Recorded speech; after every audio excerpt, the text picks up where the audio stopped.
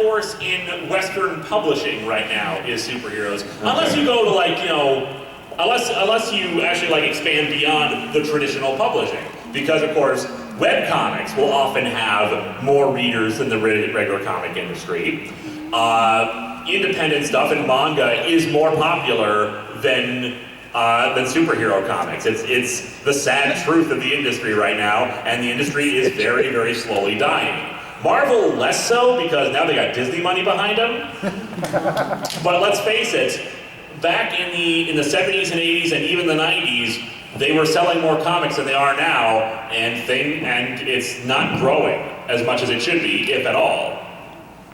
Every year, at some point in this panel, Lewis goes on about how the industry is dying. It took 30 minutes this year. It's true, though. I know, but come on. Okay, yes. Who? Yeah. Me? Yeah. Okay, just making sure. Not you. So I want to ask both of you, what are both of your thoughts on the whole Disney, Kathleen Kennedy, Star Wars situation right now? Okay. I love The Last Jedi. I did too. Thank you. Yes. I have a very wonderful Facebook page. It's a good group. I had to ban The Last Jedi as a topic about a few days ago because every time somebody brought it up, fights would break out. It's gotten to be a poison topic at this point, and we just need a break from it. But I love The Last Jedi. Kathleen Kennedy's doing a good job, I'm sorry. Yeah. She is. Okay, well, good. Fired Colin Trevorrow, okay, has anyone seen Book of Henry? Yes. Just imagine that guy making the last Star Wars movie in this trilogy. No! Book of Henry is insane, and not in a good way. Is that the one where Denzel Washington is blind? No, that's the one where a genius superchild dies of cancer and leaves instructions for his mom to murder a guy who's molesting his daughter. What? Dan Olsen has done a lot of stuff on it. I recommend checking out, because Book of Henry is insane and stupid and terrible, and no one talks like this. And Colin Trevorrow, who also directed Jurassic World, which is why he was offered the job of doing episode 9, because Jurassic World made all of the money. And basically, he continues to ramble and rant about how good Book of Henry is. It's my Star Wars. It's totally my Star Wars, guys, and it's like Star Wars because there are characters in both. It's weird and bad. A lot of freaking dies. And yeah. Anyway, yeah, I think so. Sorry. No. Star Wars, I think, is doing great right now. Yeah. I love The Last Jedi. I'm looking forward to episode 9. Solo was the first kind of movie, but otherwise, you know. Solo was okay. I wish we had a Lando Calrissian movie, because the Calrissian Chronicles sound amazing. Yeah! I still want the Star Trek Star Wars crossover we're never gonna have. Star Destroyer could destroy the Enterprise in like 5 seconds. Yeah, actually, Star Trek actually has shields and like antimatter explosives. Welcome to the Star Trek versus Star Wars panel. Yeah. Beaming technology. You know what the Empire has? The Force. Ooh, wow! Thank God you have your microscopic bacteria.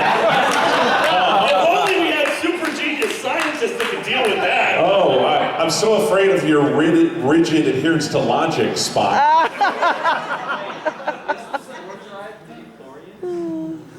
What? Is the spore drive Star Trek Discovery? Good question. Shut up. I don't often tell people at panels to shut up, but shut up. All right, next question. I love how we have a starship powered by magic mushrooms. Yes. Sorry, what?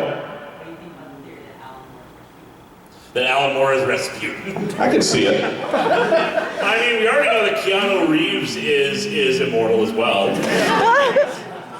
Anne Hathaway is apparently immortal as well, because she married a guy who looks exactly like Will Shakespeare.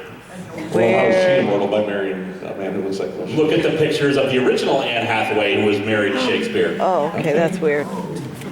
It's uncanny. Weird. So yeah, lots of immortals out there walking the earth. Comic book panel. Anyway. Forget it. All right, yes, sir. What is your favorite so bad it's good property? Property? Well, Comic or movie? Oh, property. I don't know. Whatever. I don't really like bad things. I like good things, you know? I mean, The Room! I'll definitely give the, I mean, in the realm of comic books or just in general? Well, in terms of comic books, I mean, just watch my show. I freaking love US1. US one was Talking great. truck. Yes. That anytime the comic industry just like throws stuff at the wall, just to be like, okay, let's see if this thing will work out. Trucker superhero. Let's go with it. Yeah, I don't know. I'm never good at these kind of questions. What's the thing Brute force. What's the terrible thing you hate that you really love? Brute force. I'm not smart enough to answer that. I love brute force. That was another Marvel thing where we tried to, hey, we make a little bit of money off of toy sales that are like, that we make, comics for the toys. Why don't we invent a toy line and get all the profits? And then nobody was interested in it. Cyborg dolphins with guns. Yes. I was just curious, have either of you been reading X-Men Gold, and if you guys have a thought on X-Men number 30? Is that the wedding issue? Yes. Yeah. I'm not a regular reader of X-Men, but I heard that some controversial thing happened in it, and I read it. Anyone mind spoilers? Not really. So it's supposed to be like a wedding between Shadowcat and Colossus, finally. Yeah. And what happens in it, Brian? She gets cold feet and leaves him at the altar. And then they like talk to each other about it. It's like, oh no, it's okay. We never need to get married or some crap like that. I can't remember. Oh, I hate those And kind of then- endings. I hate those kind of endings. That's all I remember. You okay, Bill? Gambit decides I hate to that propose to too. both, and they get married. Because we pay for a wedding anyway. That's Two characters who aren't in the book. And they're getting a new comic called Mr. and What's Mrs. that other X, thing you which is hate? the laziest fucking title I've ever heard. It's like Hank people Pym get and married? Janet getting a title Fresh Mr. and Prince. Mrs. A. Mamma Mia! I mean, okay. Oh, that's so Here's funny. I fucking hate Gambit. I have always hated Gambit as a character. He is just a slime ball, and I want him to die a million deaths. And the problem is, Rogue is like my favorite X-Men ever. So you can imagine how I feel that these two are constantly paired and shipped together. The one character I really love and the one character I really hate in the X-Men universe. So Rogue had a good run recently. She was leading an Avengers team. She got control of her powers. She was had relationships with Human Torch and Deadpool and stuff. And then all of a sudden, Kelly Thompson does a 90s nostalgia miniseries that gets them back together. And then one issue later, after that miniseries ends, they're married. Gambit got the fucking Morlocks killed. He's a thief. There was one issue. Okay. Does Gambit still wear that stupid head thing? Yes, he has I will grant you, he has a cool power, but his outfit is stupid as hell. And there's this one issue of post-Claremont Jim Lee X-Men, I think it was either Nishinza or Lobdell writing it, where Gambit and Rogue go out on a date. And he spends the whole time pressuring her into finally revealing her true name, something which for a long time was nobody knew. And just as she's about to tell him her name, he says, no, stop, you don't have to tell me, it doesn't matter. That's when I hated Gambit, because he spent the whole dinner manipulating her, trying to get her to open up and share something with herself. Then he stops her so she feels grateful and indebted to him. I fucking hate Gambit. So I am not happy with this marriage, but given how long marriages seem to last in the Marvel Universe, I don't think I have too much to worry about. During the next event, Rogue will say that the Chancellor of Mutants annulled their marriage. But you are the Chancellor of Mutants. No, the Black Panther annulled his marriage to Storm. That's the reference I was going for. yeah. How much time? We got about another 10 minutes. Yes, sir. Okay, this is kind of a somewhat of a twofer. First off, has there ever been like a comic that you two would love to have reviewed? Like you have like general ideas of what you want to talk about with it, but realize that you can't for some reason or another? I mean, there have been comics where it's like, I thought about reviewing them, but I felt like if they've been discussed too much or everything that could be said about them had been said. So yeah, that's happened. I occasionally talk about it. Usually it ends up being because when I actually read through it, it's a matter of, God, this is so boring, I have no material for this, screw it. That was actually something I was planning on doing for the 10th anniversary as well. I was thinking of doing an entire month of canceled reviews, because I'm older now, I'm better at what I was doing, I could probably mine some material out of it. But then Patreon sponsored reviews started creeping in, I was like, this is probably not going to be that interesting a month anyway. So stuff like Q Unit, which was just one of the most dull books I've ever read. Let's see, what was another one? There was like a very amateurish independent work that I think it was called like Siphons or something like that, where like I read through it, it wasn't very good. It was like, for what it was trying to do, it's not bad as an amateurish book, but yeah, not pass. It's not like Black Web, where it was just so bad and yet professionally published. I was like, I had to talk about it. Let's see, in terms of mainstream stuff, there's The Wanderers, which was a DC book featuring a bunch of, like, I think like people from like Legion Lost or something like that, like some members of the Legion who were at least somewhat tangentially related to that or something like that. Not Ravagers, so it was something else. They were somehow connected with the Legion in some way. And one of the characters is a shapeshifter, and apparently he like mates with a purple pterodactyl or something. What? Yeah, it was bizarre, and people have been requesting that I review that issue where that happened. But then I read through it and was like, yo, this is so weird, but this is not badly executed, so pass. Nowadays, since I will actually deliberately look for, well, not deliberately look, but I'm more willing to look at stuff that's not as bad. Because back in the old days, I steadfastly refused only bad stuff, only terrible stuff. And nowadays, the standards have gotten so high because of stuff like Holy Terror and Marvel and One More Day. They're just awful, awful, awful from start to finish. It's just like, how can I say this is terrible when there are so many other things that are just so much worse?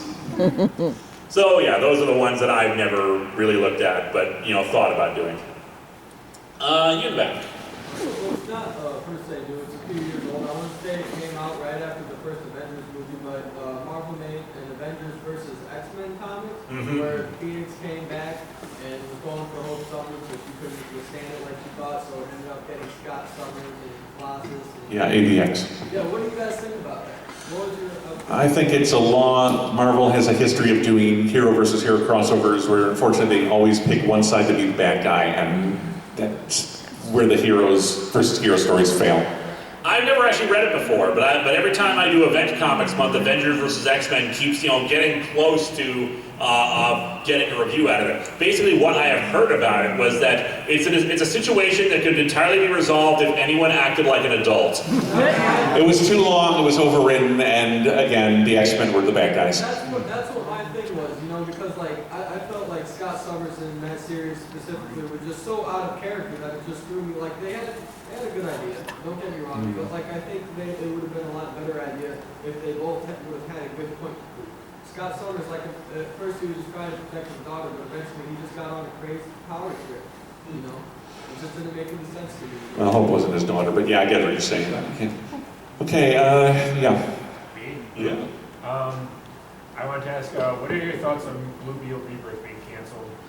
Honestly, I still haven't read the final 3 issues of it. The thing is, it was okay, but only okay. It was certainly better than the New 52 book. I don't like that they tried to turn it back into magic for no reason. I don't even think they really truly succeeded at it, because it's very unclear whether or not this is a full-on, another reboot for Jaime, or if it's a continuation of the New 52 stuff. Either way, I'm happy the characters were, not miserable anymore, and more people knew about Jaime being the Blue Beetle. It felt like it was trying to be more of a continuation of the original book, but just didn't quite have it. Yeah, I only read a few issues. It was too much I hated Ted Cord in that book. I thought Ted was good. He was just so annoying. They were trying to do the Booster Gold report, it just wasn't there. I think, what do we got here? We got about 5 more minutes, so, Ed. So I've kind of been in and out of comics over the past 3 to 4 years, ever since I think Secret Wars happened and Rebirth happened. That was a while ago. Yeah. like I said, I'm kind of in and out. So I know like some things that happen, other things I know through like hearsay and through the Facebook group and whatnot. But my thing is like, as I hear these things, I'm like, oh wow, I need to get back into comics again. But then recently, I just hear them all being undone and going back, and I'm just like, oh. There's well, karaoke never here? mind it. So Yeah. my thing is like, I wonder where they'd have that. Just out of curiosity. Oh, most certainly. Yeah, definitely. It should. The thing about comics is they have their ups and downs, but I think you can always find something worth reading. There is always something out there to enjoy. I mean, even in the DCU, which was just god-awful comic books for a couple of years, I still enjoyed Swamp Thing. I still enjoyed Demon Knights. Yeah. Enjoyed the. I was one of the few who enjoyed the Azzarello Chiang Wonder Woman run. You know. So.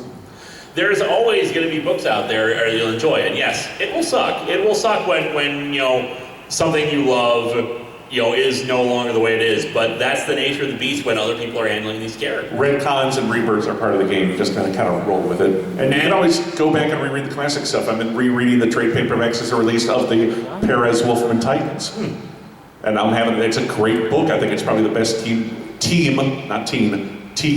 book of the '80s. The question you got to ask yourself, does, say, the undoing of Sherlock Holmes' death after he was killed off, does that make all the stories that happened beforehand, less relevant? Or does it make those stories that happened afterwards worse because something so monumentally changed? Or the original stories still out there, and you can still enjoy them, and new stuff can still come in and still be enjoyed? The famous Sherlock Holmes comic books. It was a metaphor. Oh, you're so brainy. Alright, I think we got time for one or two more questions. Okay. Okay, we'll go from the side on the far right there. A few months ago, they did the Power Rangers versus Beetleborgs. Were you planning to do at some point anything related to VR Troopers? Eventually. On my Patreon, the highest milestone tier is doing retrospectives on VR Troopers, Mystic Knights of Tir-na-nog, Tattooed Teenage Alien Fighters from Beverly Hills. All those either Power Rangers ripoffs or other American tokusatsu shows. I rewatched some Beetleborgs footage for that review. It was like, man, I forgot how bad this was. And it was more popular than Power Rangers for a while. Good point. No, it was before Turbo, because they brought Justin in because Beetleborg was so popular. The idea of the little kids becoming superheroes. So yeah, I'll probably end up looking at VR Troopers sometime in the comics, because the funny thing is, I did watch VR Troopers as a kid, and I remember nothing about it. I remember more about Superhuman Samurai Cyber Squad, and that was on like 5 in the morning when I got it. Yeah, but that had to.